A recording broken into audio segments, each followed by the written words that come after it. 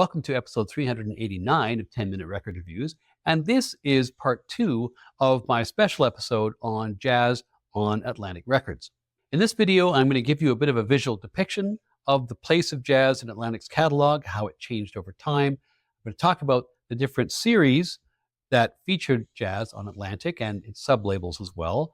I will talk about some of the label lore, what the labels look like, how they changed over time, the logos, and so on. And I'll conclude by offering some tips for new collectors of jazz on Atlantic Records.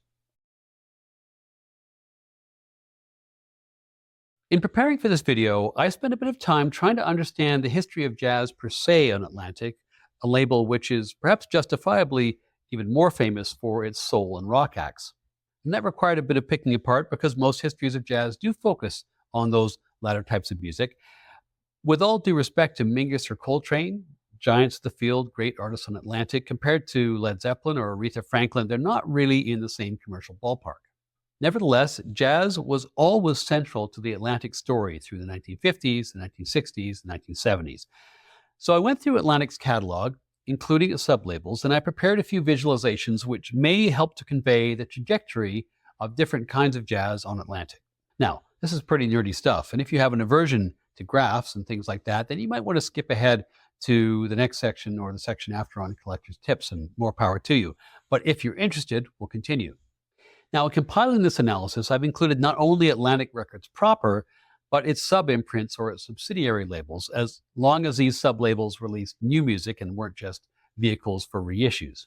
So the data I'm going to talk about and the analysis I'm going to present is based on analysis of a whole bunch of different labels and sub-labels for all genres, which were all part of what you might call the Atlantic Records family. The first of these, of course, is Atlantic Records proper, which released many genres of music, including most of the jazz that's released in this whole environment, from the early beginnings in the late 1940s through to the present day. Next importance is probably Atco Records. Now, this is the label which you'll recall was created by Ahmet Ertegun and Jerry Wexler to keep Herb Abramson basically out of trouble between 1955 and 1957 and keep him happy. He didn't really achieve either of those. He ends up leaving in 57, but Atco persists as a label all the way through into the early 1990s, and it ends up releasing a lot of music, largely rock and soul, but there is some jazz in there as well. There were a couple of sub-labels of Atlantic which were basically vehicles for Herbie Mann's corporate and production work. Those were Cotillion Records, which was active through most of the 1970s, which focused on rock and soul, and Embryo, which was an early 70 kind of contemporary jazz imprint. Again, as I mentioned, both vehicles for Herbie Mann. In part one, I'd mentioned the label Stax and its subsidiary Volt out of Memphis, which had a great symbiotic relationship, well, great for a while, relationship with Atlantic from about 1962 to 67 or 68. Vortex was a mid to late 60s sub-imprint of Atlantic, very high quality actually. He released a small number of excellent avant-garde, fusion, and experimental jazz titles. And I'll also throw in East West, which was a little label created in 1957. It went belly up a year later in 1958, created by Atlantic. It released a few rock and pop singles and precisely 4 LPs, all of which were jazz LPs and all of which are excellent. Before I get going here, I'd like to talk about some of the limitations of this analysis. So I've limited the analysis to a 32-year period, from 1951 to 1982, and there are 3 reasons for this. First of all, I'm focusing on 10-inch and 12-inch LPs, which start to emerge in numbers around 1951. I don't really collect singles or 78s, as you can probably tell from the view behind me. My collection is almost exclusively 12-inch records. I do have about 50 to 70, something like that, 10-inch records from back in the day. I don't collect singles and I don't collect 78s. I know lots of people do, serious collectors do. More power to you, but I suspect the lion's share of my viewers, the overwhelming majority, are also collectors of 12-inch records like myself. By not focusing on singles, I am acknowledging that I will slightly undercount jazz as a phenomenon in the early years of Atlantic, and so be it. I still think that notwithstanding my focus on 12-inch and 10-inch records, my general conclusions about the trajectory of jazz in Atlantic are going to hold up. And if somebody wants to supplement this with their own analysis, which includes all the singles as well, more power to you, and I'd be delighted to see it. The second reason for limiting this time frame to the period 1951 to 1982 is that there is unfortunately very little accessible discographic information for jazz on Atlantic on the web or elsewhere for that matter after 1982. And while that's not great, it's not the end of the world, because the third reason that I'm limiting myself in this analysis to that time period is that jazz on Atlantic really slows to kind of a trickle on the label after 1982. So yes, there is jazz on Atlantic after 1982. There's some good jazz on Atlantic after 1982, but not much of it. And again, my channel typically focuses on the golden age of jazz on vinyl from the 1950s through the 1970s. Now, all those caveats aside, let's look at the data that I do have. And first, let's look at the total output of all genres on Atlantic in this period from 1951 to 1982. And somewhat counterintuitively, for a record label which is known so well for its rock and its soul and its R&B releases, it's a real powerhouse in all those genres, the most commonly released genre of music on Atlantic in those years was jazz. Here are two ways of looking at these data. The total output of long-playing records over these 32 years by Atlantic and by its sublabels, by my count, is 2,007 records. Of those, 750 records were jazz. That's the total jazz output over those 3+ decades, and that was the single largest genre which Atlantic put out. For comparison, that's somewhat less than the number of jazz records Blue Note issued, around 1,000, and about 100 fewer jazz records in Prestige. There were 650 rock and pop LPs, almost 500 soul and R&B records, and a few others. Those others, that fourth column, include smatterings of blues, classical, Broadway, spoken word, country, and gospel LPs. Now, here's another way to look at those data. You can see that jazz was more than a third of the output, rock and pop a little less than that, and soul and R&B about a quarter. Now, that's a one-time, all-time snapshot, but as we know, music evolves over time. So how does that evolution work at Atlantic? Well, what I've done here in this next chart is to take those same genres, those same data, and plot them over time, and here's the chart.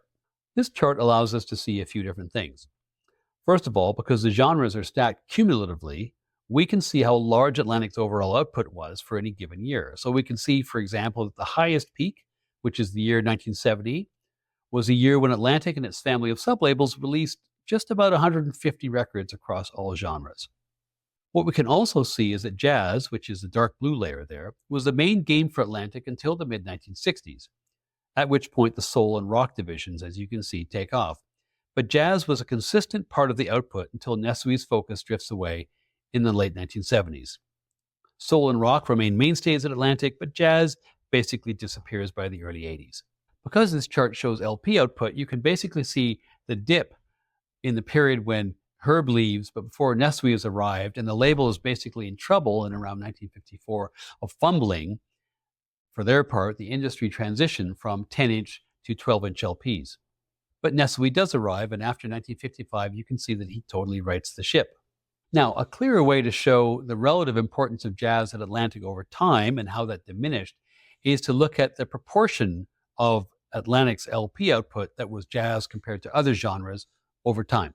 If we look at the data this way, here in the mid-1950s, jazz was the dominant category. R&B, which is that green layer, if you think Ray Charles or Joe Turner and Ruth Brown, that starts to take off in the mid-1950s. Rock and pop don't really boom until the 1960s. And interestingly, Atlantic completely missed the British invasion, completely missed it. But what they do is they make up for it by capitalizing spectacularly on the blues rock boom of the late 60s and early 70s. They had Cream, they had Bad Company, they had Zeppelin, they had the Stones.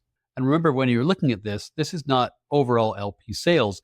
This is the number of unique releases by genre in that particular period. R&B and rock and soul would greatly exceed jazz in terms of revenue for Atlantic, really from the 1950s on. In any event, when you look at these data this way, that dark blue layer of jazz LPs just inexorably becomes a smaller and smaller proportion of output in an almost linear fashion over those 3 decades. Now, having looked at the big picture of all Atlantic output, I want to narrow down on the jazz output. And so here is a look at the different kinds of jazz that Atlantic was releasing. Here's a chart which takes the 750 different jazz LPs released in this period and shows a proportion occupied by each subgenre. So you can see that mainstream modern jazz, which I've somewhat arbitrarily called bop and cool, is somewhere between a quarter and a third of what Atlantic put out between 1951 and 1982. Soul jazz and jazz funk represent slightly less than a quarter of all the records released, and some other substantial categories include vocal jazz, jazz fusion, and post bop. And those five categories account for basically 4 and 5 of all the records, jazz records, that Atlantic releases between 51 and 82.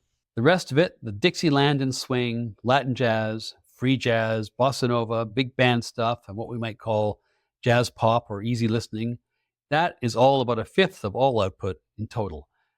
But of course, these proportions don't tell the full story because once again, the question is what happens over time? In this chart, I'm showing the 5 most common subgenres of Atlantic jazz releases and their distribution over time. And here are some things I notice about this chart in no particular order. First, even though the jazz proportion of Atlantic's output shrank through the 1960s, it was still booming in absolute terms. Atlantic's early 70s peak overall was also a peak for jazz. Secondly, vocal jazz, which is the orange layer there, apparently was always a steady part of Atlantic's jazz repertoire. Third, as with other labels, On Atlantic, the late 1960s sees the near disappearance of bop as an art form. In 1963, mainstream bop and cool jazz was about 80% of all Atlantic jazz. By 1969, only one Atlantic jazz record in 8 was a mainstream jazz record.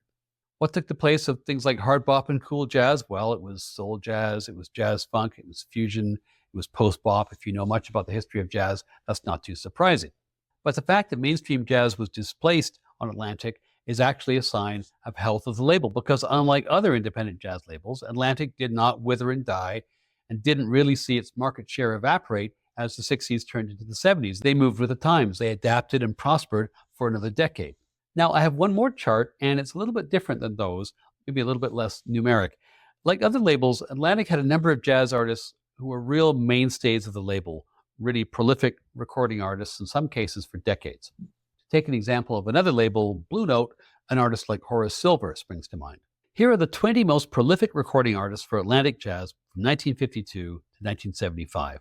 Now, there's an asterisk here because I haven't included Ray Charles on the basis that much of his work for Atlantic was much more squarely soul and R&B, but he could easily be included if one wanted. And on the same basis, I might have excluded Mose Allison from this list. Anyway, what I wanted to express is that these 20 artists are responsible for 248 Atlantic jazz releases, or almost exactly 1/3 of the jazz LPs Atlantic ever released. So this is as good a snapshot as any of what you might call typical Atlantic jazz. And what I find striking about this graphic is the diversity. You have bop, soul jazz, you have Dixieland with Wilbur DeParis and Acker Bilk. You have vocal jazz with Mabel Mercer and Chris Connor. You've got the cabaret stylings of Bobby Short. You've got the experimental sounds of Rahsaan Roland Kirk, Charles Mingus, Yusuf Lateef, Lloyd, and above all, Coleman. Lateef and Lloyd also experimented with fusing jazz and world music. You've got the modal jazz and the sheets of sound of John Coltrane. You've got the modern jazz quartet's chamber jazz. You've got John Lewis's third stream and classical experiments. You've got the funky jazz of Milt Jackson. You've got the soul jazz of Les McCann and Eddie Harris and Hank Crawford and Fathead Newman and Mose Allison. And not only was this roster diverse, it had a real star power. Some of these people are absolute household names. Quite a few of them are generational talents, and most of them, you'd have to say, were at their peak when they were at Atlantic. Topping the list of prolific Atlantic jazz recording artists is, of course, the hirsute, bossa-curious, woodwind rascal himself, Herbie Mann, who put out 41 albums for Atlantic in this period, or almost 2 a year. And as much as I've been cheeky about Herbie Mann, he is one of the few artists, a handful of artists really, Donald Byrd, Miles Davis, a few others, who managed to navigate every fashion in jazz from the 1950s through the 1970s, from cool jazz to hard bop to bossa nova to Latin to soul jazz, jazz funk, even to disco. But if Herbie Mann was the poster child for continuity on Atlantic, the presence of the rest of these artists, or many of them anyway, on this graphic shows how Atlantic adapted routinely to changing times all the way through the great years of the label. Now we're getting to the collectory portion of this video, and I'd like to spend some time focusing in on the different series that featured jazz on Atlantic and on its sublabels. As I jump into this piece, I'll remind folks again that I'm talking about long playing records that play at 33 1/3, I'm not talking about singles. I'm not talking about 78s. I'm not talking about EPs. I'm not talking about 45s. For the sake of simplicity, I choose to focus on those records which are most regularly collected by jazz listeners. Now, like many labels, the way in which Atlantic titled its series doesn't always correspond to the kind of logic that you might like if you were the sort of person who liked to organize things sequentially or in some way sensibly. Anyway, I'll lay it all out as it is, and so here are the different Atlantic and Atlantic sublabel series which in one way or another featured jazz. The first Atlantic jazz LPs were released on the 100 series, which were all 10-inch records released between 1950 and 1953.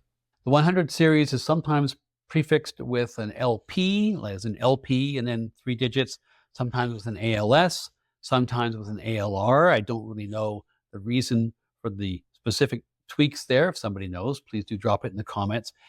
As I mentioned, the 100 series ran from 1950 to 1953, and there were 34 titles, I believe, on 10-inch in this series, of which 30 were jazz. The very first of those, the very first jazz LP Atlantic ever released, which is LP 108 by Joe Bushkin, I Love a Piano. It's a lovely record, if not fully modern jazz, and you might call it, I guess, modern jazz adjacent. There was one other jazz LP that year, the next in the 100 series by Errol Garner, called Rhapsody.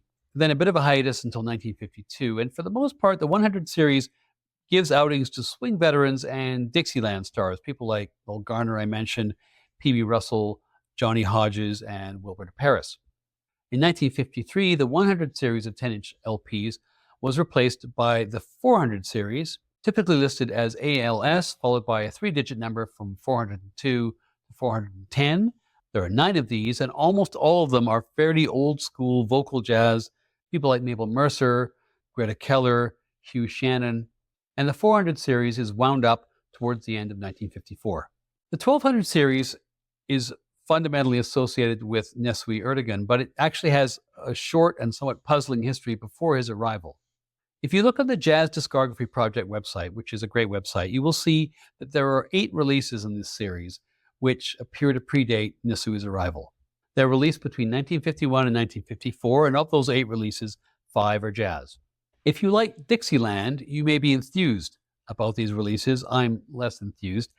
I'll mention all the jazz releases in this series because there's a little bit of faulty information, it seems to me, around them, so a little bit of a deep dive is maybe warranted.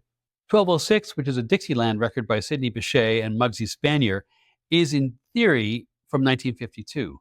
The Jazz Discography website says that this is a 12-inch LP release, but 1952 is shockingly early for a 12-inch LP release, particularly for a label that really didn't get its act together on 12 inches for a number of years. The track listing also shows 4 tracks a side, which was very typical of 10-inch releases in the days when songs were typically limited to about 3.5 minutes each.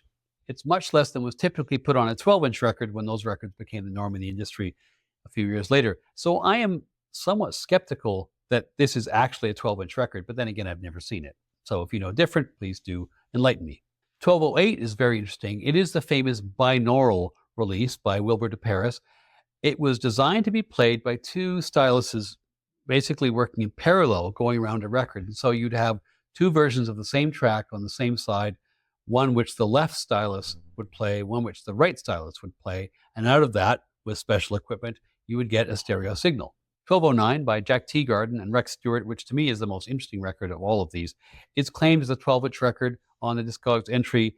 I'm skeptical again based on its 8-song playlist, but again, not seen it.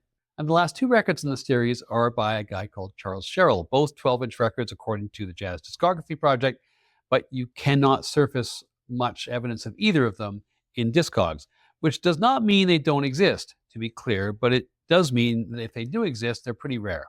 And so to make a long story short, the evidence of there being 12-inch jazz records on Atlantic between 1952 and 1954, prior to Nesuhi Ertegun's arrival, is, if not absent, at least fairly incomplete. But please do comment if you have better information. Nesuhi Ertegun's arrival in 1955 saw the discontinuation of the 10-inch LP, and that was the industry standard because the 10-inch didn't really survive much past 1955 on any label. Nesuhi's era begins with a reboot of the 1200 series, which is now known as Atlantic Jazz. And it's this series which contains the lion's share of the great jazz put out by Atlantic between 1955 and 1977. And if you're collecting jazz on Atlantic, this is the series to start with. Nesuhi continues the numbering. Here is that first record again. You can see this is Atlantic 1212. So it continues the numbering, but otherwise it's 12 inches. It's got the beautiful glossy cover, and right away, the quality of the artists and the quality of the recording and the quality of everything really takes a step level shift at this point. It's a bit of a misnomer to call this series the 1200 series because in every meaningful way, the series continues once I run out of numbers in the 1200s. So it continues into the 1300s, the 1400s, and the 1500s, and the 1600s. And in fact, the final one is record number 1700. That's a Mingus record from 1977 called 3 or 4 Shades of Blues. There are a total of 478 records in this run on the Atlantic Jazz series, and they're all, or almost all, jazz records. In the 1950s, there were a handful of pretty much full-on R&B records which sneak onto the series by Ruth Brown, by Joe Turner, by Ray Charles, by the Clovers. So some of those records are put out in this series. There's also a very interesting little run of records in this series in 1960 called the Southern Folk Heritage Series, which are actually selections from the famous Allan Lomax series of field recordings of country blues. These aren't jazz records, but they are in their own way phenomenal records, and it's also pretty clear when you listen to some of them that Mick Jagger and Keith Richards had listened to them too. Finally, I should just note that in this series there are 11 catalog numbers which for one reason or another are not used. Now, as a sidebar, while I'm talking about the 1200 series, it's probably appropriate to mention stereo at this point, which starts to appear on a regular basis in, late 1957, certainly by 1958. You also begin to see at this point stereo releases, interestingly, of LPs which were released earlier in mono before the stereo era. The first example I could find of a record which originally came out in mono and was subsequently released in stereo several years later is a record quite early on in the series. It's Atlantic 1215, a Dixieland record by Paul Barberin. I think that's how you pronounce his name. Anyway, so this is, I think, an example, presumably, where Dowd had made a stereo recording, had shelved the stereo tapes because he knew that the technology wasn't there to press these records. And when that opportunity came along in 1958, hey presto, the stereo version comes out. It's a bit difficult to know which versions in the 1200 series were the very first to be released simultaneously in stereo and mono, because all we really typically have is the year of release. It's going to be sometime in 1958. It'll be somewhere in the 1270s, thereabout would be the very first that came out simultaneously in both. And as for the quality of the stereo image per se, we can say for certain that these early Atlantic stereo releases were real stereo, not fake, reprocessed after the fact stereo. But whether they sound good, frankly, I gather, depends very much on the pressing in question or the particular release in question.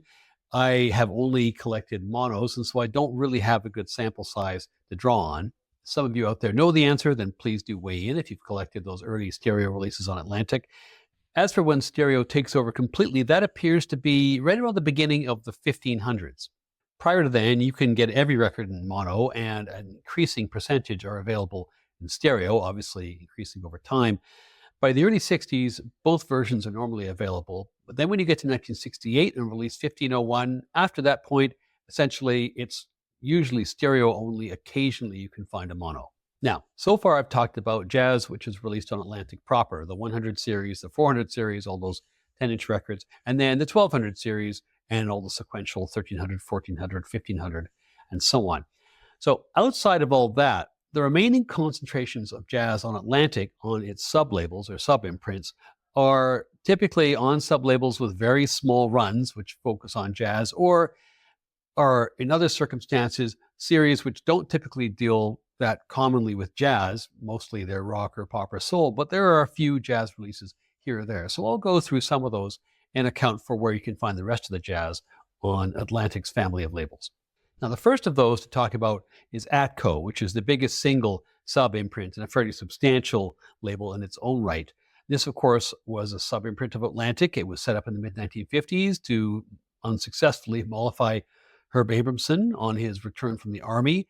He left Not long after, but Atco endures principally as a vehicle for rock and pop. It was always considered to be a bit of a down market label, and famously, when Atlantic signed Led Zeppelin, Jimmy Page insisted in 1968 on being signed to Atlantic and not to Atco because he wanted to be signed to basically the top of the line label.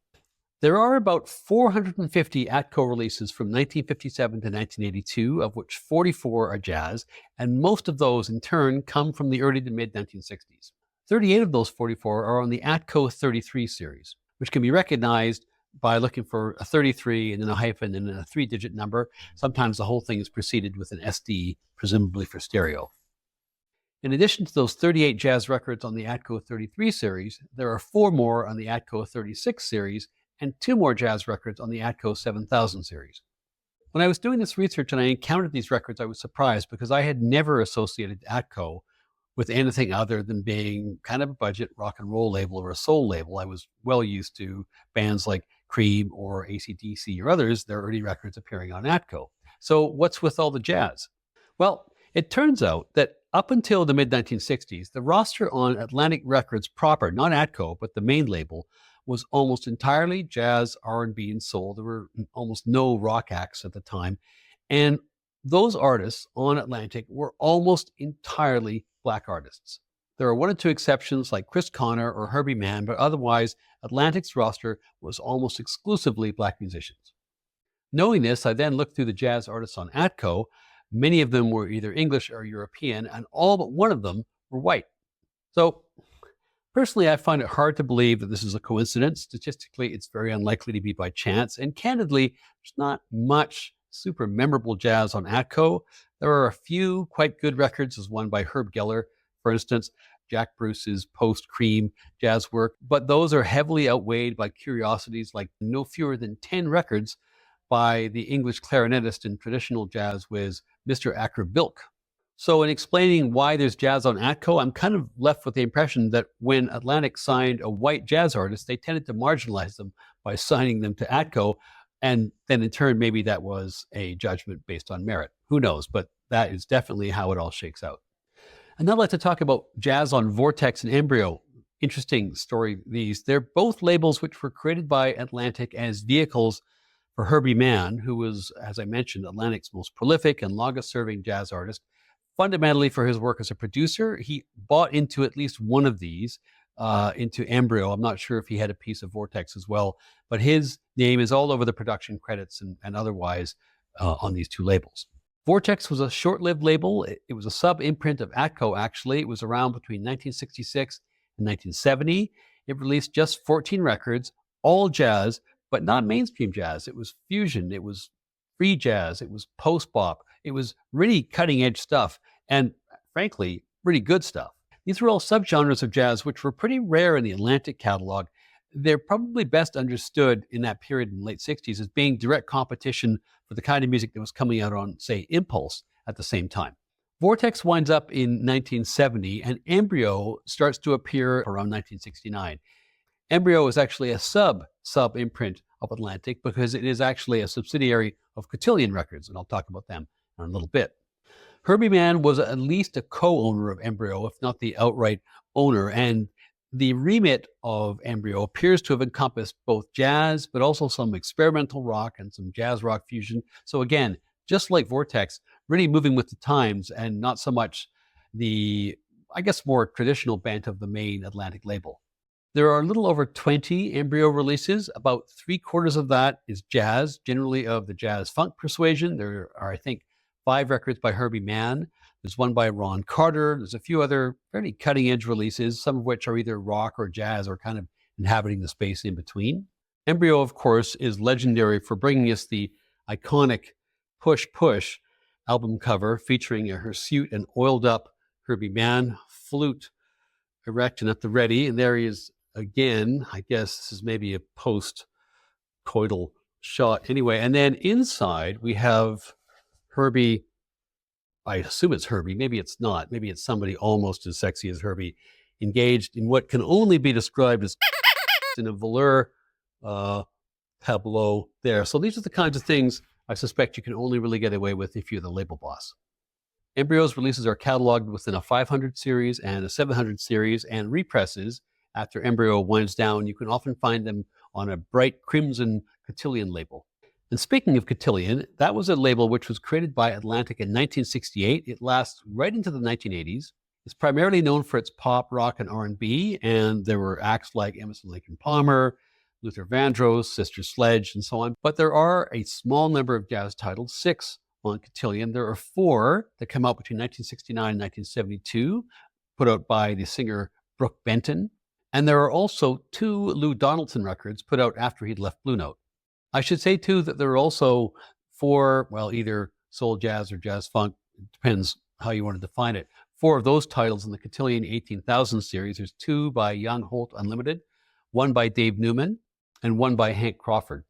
A few words about the East-West label. Now, East-West is kind of fascinating. I think I mentioned earlier, it started up in 57, created by Atlantic. It's wound up effectively on the jazz side anyway by 1958. It released 4 superb jazz LPs and then was not used anymore. Those records include a great hard bop outing by Tommy Potter, vocal jazz from Jackie Paris, a great date from the Swedish saxophonist Lars Hulin, and a banger from George Wellington.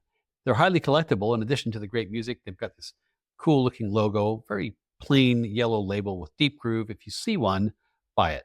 Finally, I'd like to talk about Atlantic's other main series, which dealt with pop and rock and soul, the so-called Popular series, which lasted for many decades, but which have some jazz on them here and there.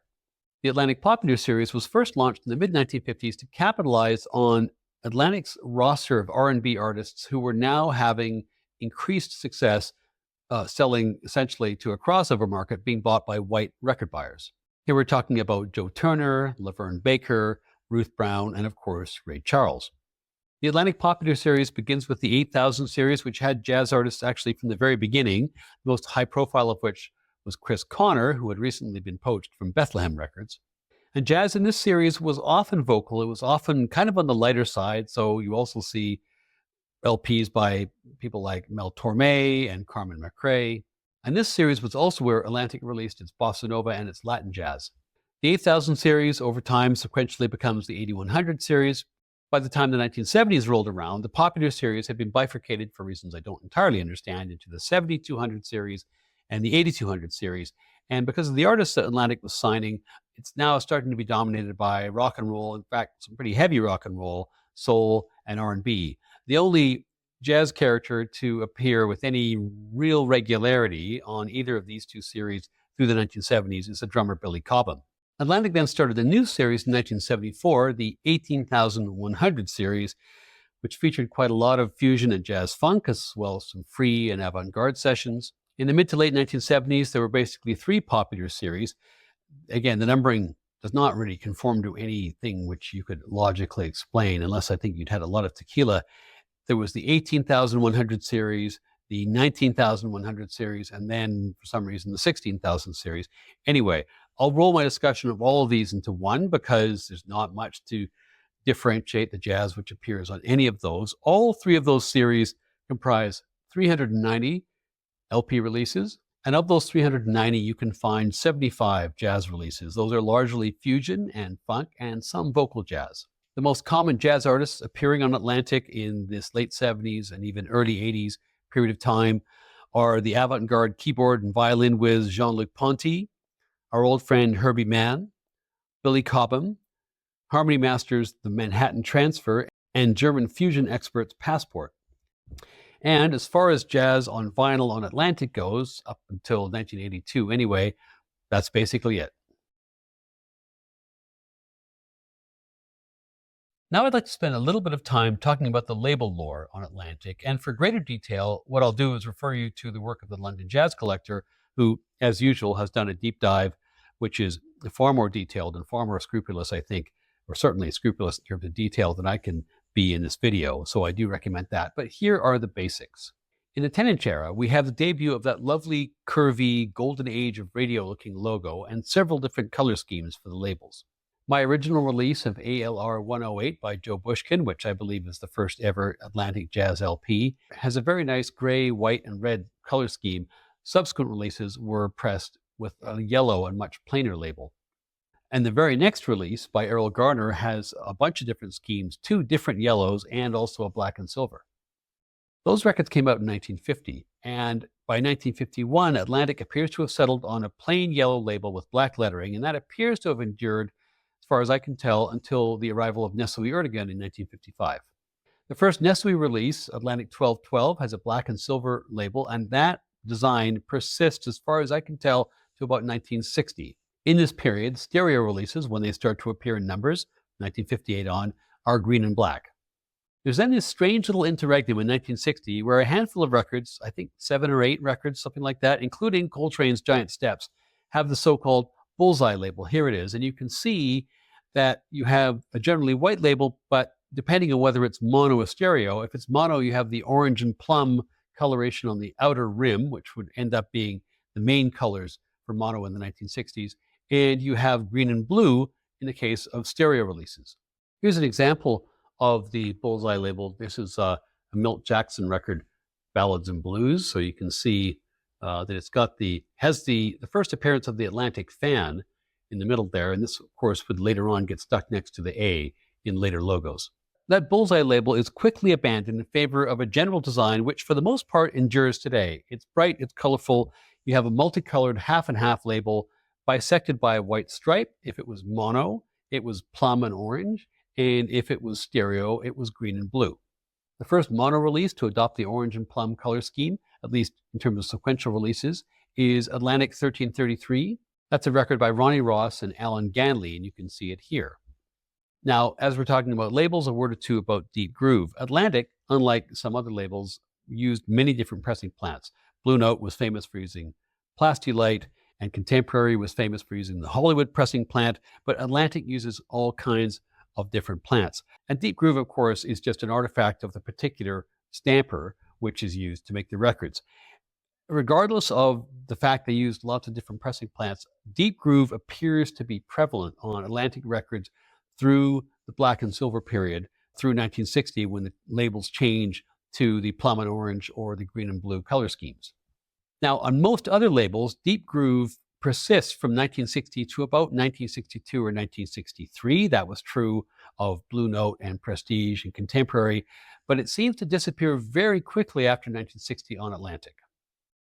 There are also a number of logo variations which occur in the 1960s. We lose in 1960 that lovely, elegant late 40s label, replaced instead by a stylized A, placed next to something which is either a spiral or more typically referred to as a fan amongst collectors. Sometimes the fan is white, later on it changes to be black. 1511, which comes out in 1968, is the first green and orange label, and it's also the first label where the Atlantic logo becomes multicolored and moves to the top center of the label where it would stay. And around the time of the shift to green and yellow in 1968, this is also, not exactly, but very close to the point where stereo becomes the complete default and mono releases effectively disappear. So the simple version of this, with a few exceptions here or there, but the general rules are, for pre-Nesuhi jazz releases, typically the label is going to be a yellow label on a 10-inch record with a deep groove. From 1955 to 1960, thereabouts, it is a black label, deep groove with silver lettering and the classic old logo. The bullseye label is true for just a few releases in and around 1960. From 1960 to 68, you've got orange and plum for mono, you've got green and blue for stereo, and you rarely have deep groove after 1960. And from 1968 on, it's the now common green and orange label, almost exclusively stereo. Finally, just a quick word on sound quality. I have few, if any, complaints about the Atlantic jazz records in my collection, or for that matter, the soul, rock, and R&B records that I have on Atlantic. I've got about 125 records on Atlantic. About 75 of those are jazz. Almost all of those are from pre-1968. So I don't really have a good sample of what Atlantic jazz sounds like after the buyout and after 1968. You can read that the sound quality drops off. I don't really have, as I say, a good enough sample to opine on that. If anybody does know more definitively, please do make a comment in the comment section below. And I suppose I'd also suggest that if fidelity is important to you, based on the things that I've read, you should probably do a bit of research before you're investing in records in the orange and green era. So, summing up, here are the key points from all of this in the form of tips if you are new to collecting jazz on Atlantic. First of all, you may have been focusing on Blue Notes and Prestiges and others, but do not sleep on the main Atlantic 1200 series, their main jazz imprint. It may have been a generalist label, Atlantic, but from 1955, certainly to about 1970, that series from 1212 all the way up to 1700 indisputably represents one of the great post-war jazz catalogs. I've also seen it said, not all the time, but every now and then, that Atlantic jazz can really be boiled down to a few stars and then a bunch of fillers. So it's the MJQ, it's Coltrane, it's Mingus, it's Coleman, and everything else is just, whatever. I think nothing could be further from the truth. So some real highlights that I draw your attention to are, for instance, Milt Jackson's solo work in the late 50s and early 60s. Here are a couple of examples. Plenty, Plenty Soul, just a terrific record. I actually reviewed this, I think, the other day. And here's another lovely one by him, Ballads and Blues. I should also probably mention his duo record with Coleman Hawkins, Beanbags, another really stellar outing. There was some great West Coast jazz, occasionally got an outing on Atlantic. This is actually a London Records pressing of an Atlantic release. This is Red Mitchell and Harold Land, Hear Ye, Hear Ye, Hear Ye. This is just as good as all of those old contemporaries and other great West Coast classics. Art Farmer had a great period of time on Atlantic, a bunch of great records, including this one, Sing Me Softly of the Blues.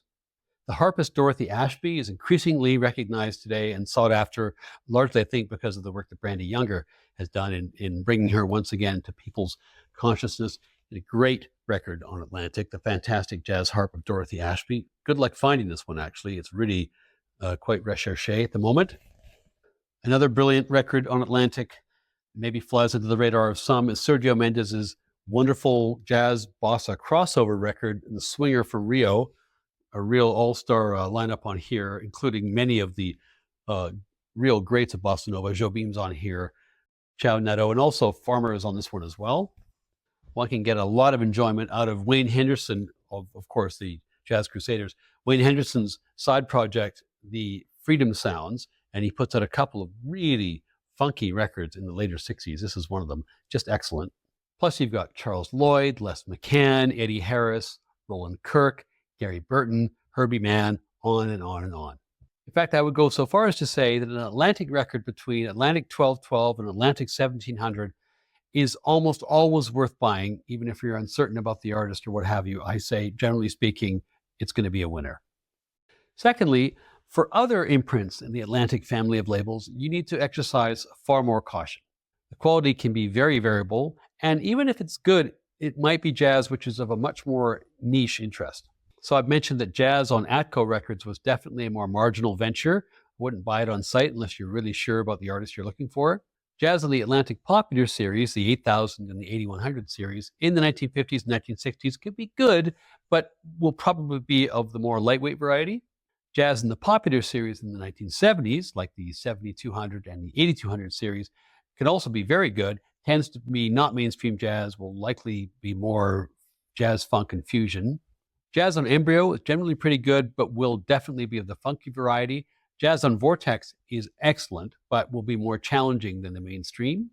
The Cotillion label has a few good releases, and if you see any of the 4 East-West releases put out in 1957 or 1958 for less than $100, buy them on site. A third point is that Atlantic's 10-inch era is actually kind of disappointing. Quite a few of the independent labels put out a lot of good product in the period of time from 1950 to 1955 on 10-inch. A lot of these labels were basically standing up and finding their own identity at this point. There was a lot of great jazz happening. The bebop phase was kind of winding down. Hard bop and cool jazz were coming into the ascendancy. And so, typically speaking, it's a great era to buy these old 10-inch records. It's true of Blue Note, it's true of Prestige, it's true of Bethlehem and out in the West Coast, it's true of Fantasy, it's true of Contemporary, it's true of Pacific Jazz. It's not really true of Atlantic. In that period, Atlantic releases fewer than 40 long-playing jazz records in the 10-inch format. And God bless Dixieland, but there is a lot of it. There are also quite a few swing-era artists that are getting off the bench to stretch and limber up a bit. But other than the handful of records by Dizzy, Howard McGee, Sarah Vaughan, there is nothing really in Atlantic's 10-inch catalog to compete in any way with what folks like Blue Note and Prestige were offering. In other words, prior to Nesuhi's arrival in 1955, 10-inch jazz on Atlantic was a pretty indifferent affair.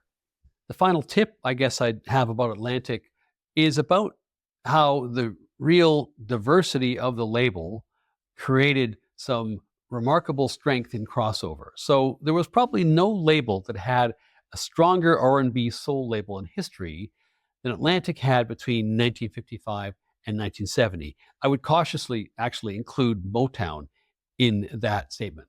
And in this period, the success of Atlantic was the success of its black talent. They certainly had great jazz artists, but they had many more truly generational historical talents on the soul and R&B sides. On top of that, the care and attention that went into the recording and the production of this soul and R&B music, whether it was because of the innovations of Tom Dowd or whether it was the fantastic work that was done at the Stax Studios in Memphis, made this music sound rich and full and dynamic and exciting. Jazz benefits from this, but so does the soul and R&B side. There are many crossovers back and forth. Examples are Ray Charles, Wade Henderson, Dave Newman, all examples of where Atlantic's strength in both subgenres ends up with a product which was really second to none. And if that leads you to dig into the other stuff, to go beyond the jazz, to dig into the jazz-adjacent soul and R&B and pop and rock, then so be it. Because while jazz was great at Atlantic Records between 1955 and 1970, it wasn't even the best thing they were doing. So that brings to a conclusion what I'm able to offer on Atlantic Records. Not before time. I hope you've enjoyed both episodes of this video. And as always, I'm grateful for any comments you may have. Thanks for watching, and I'll see you next time.